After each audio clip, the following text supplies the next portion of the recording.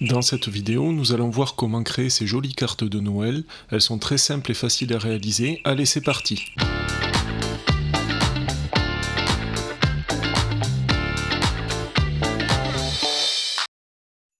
Et on se retrouve à l'atelier, on va pouvoir commencer la réalisation. Alors la première étape consiste à découper des petits triangles dans du ruban de masquage qui représenteront le chalet. C'est bien sûr une réserve qui va permettre de protéger le papier pendant la peinture du fond.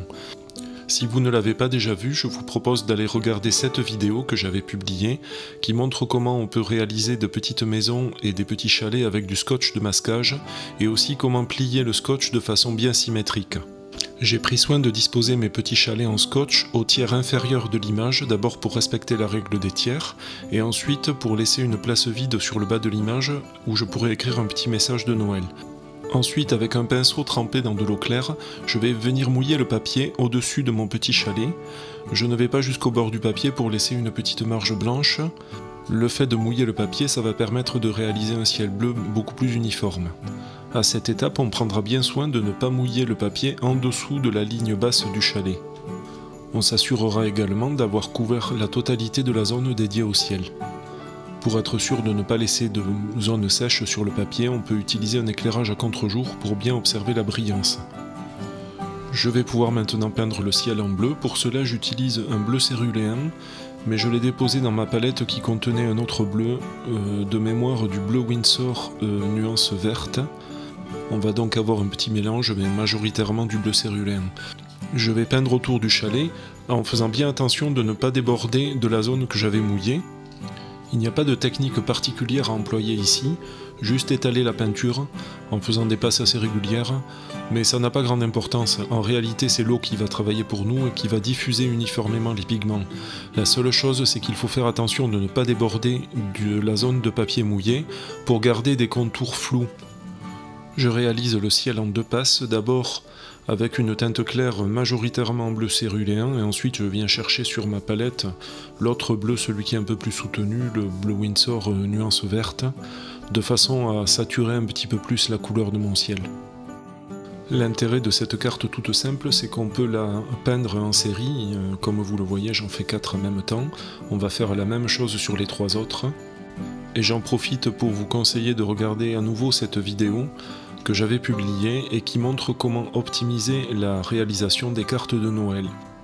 Il y a plein de petits conseils pour augmenter sa productivité, surtout si on a un nombre un peu important de cartes à réaliser. La simplicité de cette carte vient aussi du fait qu'elle ne demande pas de compétences particulières en dessin. La forme du chalet, elle est donnée par le scotch de masquage, ce qui en fait un modèle assez adapté aux débutants. En termes de papier, j'utilise des petits blocs de cartes papier aquarelle de la marque Clairefontaine, c'est la gamme Fontaine. C'est du papier 100% coton, mais à mon avis, le 100% coton n'est pas du tout indispensable dans cette réalisation. On peut très bien faire la même chose sur du papier cellulose, je pense que ça donnera d'excellents résultats. Moi j'utilise régulièrement ces petits blocs quand je fais des cartes de Noël parce que c'est déjà au bon format, c'est tout prêt et c'est pratique, ça me permet de gagner du temps.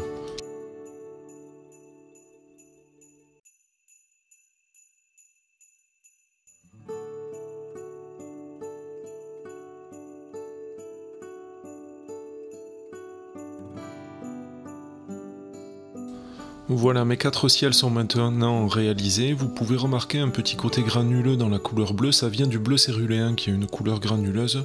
C'est très joli, c'est quelque chose que j'aime beaucoup. On va pouvoir passer à l'étape suivante. Je commence par un petit coup de sèche-cheveux pour bien sécher le papier. Pour être sûr que c'est bien sec, je vérifie que ça ne brille plus. On va à présent passer à la peinture des sapins en arrière-plan. Alors pour cela, je vais utiliser un pinceau bien particulier, c'est le pinceau traceur. Je vous avais déjà présenté la technique pour peindre des silhouettes de sapins dans cette vidéo. Si vous ne l'avez pas déjà vue, je vous propose de la regarder à nouveau, je vous mets le lien en description. Pour ce qui est de la couleur, j'utilise un mélange de Windsor bleu nuance verte avec une pointe de gris de Payne et de terre d'ombre brûlée. Ça va donner un vert sombre sapin avec un petit accent bleuté qui conviendra parfaitement à la tonalité générale du décor de cette petite carte de Noël. Le petit chalet étant placé en position centrale, je vais faire attention de ne pas disposer mes sapins de façon trop symétrique, sinon on aurait une composition un peu figée, un peu statique. Je vais au contraire leur donner une disposition où je fais varier les hauteurs des cimes des sapins. Je fais aussi attention de ne pas aller du plus petit au plus grand ou du plus grand au plus petit, sinon on aura l'impression d'avoir les Daltons. Non, plus sérieusement, que les cimes des sapins forment une courbe, ce sera beaucoup plus agréable à regarder. Pour des raisons de composition, on va aussi éviter de disposer un sapin pile au milieu aligné avec le sommet du toit du chalet. On va donc peindre des sapins sur les 4 cartes de la même façon à chaque fois. Une fois que la technique est maîtrisée, ce n'est pas très long à faire. Voilà, mes sapins sont peints sur toutes les cartes, je vais pouvoir passer à l'étape suivante. L'étape suivante consiste à peindre les petits chalets. Je vais commencer par retirer les scotch. Ça ne pose aucune difficulté. Ensuite, je vais peindre l'intérieur du petit chalet avec un pinceau plat pour bien suivre les bords droits. Et j'utilise une couleur jaune légèrement orangée. Au début de la vidéo, vous avez eu un aperçu des cartes terminées, les chalets sont rouges. Pourtant, je fais une sous-couche jaune, on utilise la technique du glacis, qui consiste à superposer des couches. L'intérêt, c'est que ça va me permettre de peindre autour des fenêtres et des portes pour avoir une lueur jaune dorée à l'intérieur du chalet. De plus, ça va donner par transparence un aspect chaleureux à la couleur rouge que je vais venir peindre ensuite. Dans cette technique du glacis, il faut un séchage complet entre les deux couches. Je vais donc avec le sèche-cheveux sécher ma couleur jaune. Alors je ne sais pas si vous l'avez remarqué quand j'ai fait la couche jaune, mais j'ai laissé un petit liseré blanc sous les pentes de toit du chalet qui correspondent à la couche de neige. Si jamais on a oublié de laisser ce liseré, ce n'est pas bien grave, on pourra toujours le rattraper ultérieurement avec de la gouache. Je viens à présent dessiner avec un crayon graphite les encadrements de portes et de fenêtres dans mes chalets. Rien de très compliqué, que du basique, des rectangles, des petits cercles. Ces tracés vont me donner un repère pour peindre la couleur rouge tout autour. Et quand on a fini de dessiner les portes et les fenêtres, on va pouvoir commencer à peindre avec du rouge. Ici j'utilise un rouge Winsor, tout simplement. Mais appliqué sur la couche jaune, ça va lui donner un côté un petit peu vermillon. C'est peut-être l'étape la plus délicate dans la peinture de ces petites cartes, parce qu'il faut essayer de ne pas déborder à l'intérieur des portes et des fenêtres avec le rouge. Cependant, on a quand même une petite marge de manœuvre. Si jamais on a un petit défaut, on pourra le rattraper à l'étape suivante. On veillera aussi à ne pas déborder en dessous du chalet sur la ligne de plancher, si j'ose dire. Une fois que le chalet est peint en rouge, je viens avec un petit pinceau déposer une petite ligne de gris de pain sous les pentes de toit qui correspond à l'ombre projetée par le débord du toit. C'est un détail, mais ça apporte un petit peu de réalisme.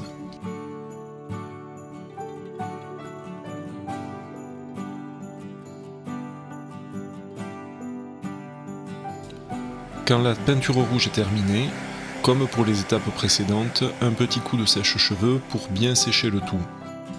Nous allons à présent faire un petit peu de détaillage sur les chalets.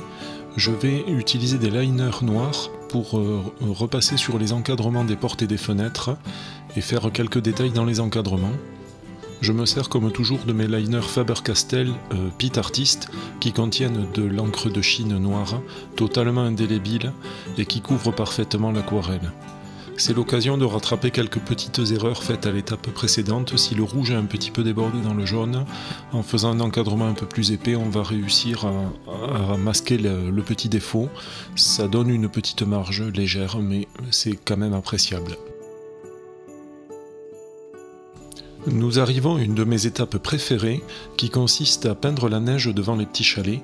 À l'écran, vous pouvez voir que mon coup de pinceau m'a emporté un petit peu trop loin, mais ce n'est pas grave du tout, c'est réparable, il suffit de mouiller avec un peu d'eau claire et d'essuyer avec un essuie-tout, on efface immédiatement tant que c'est frais.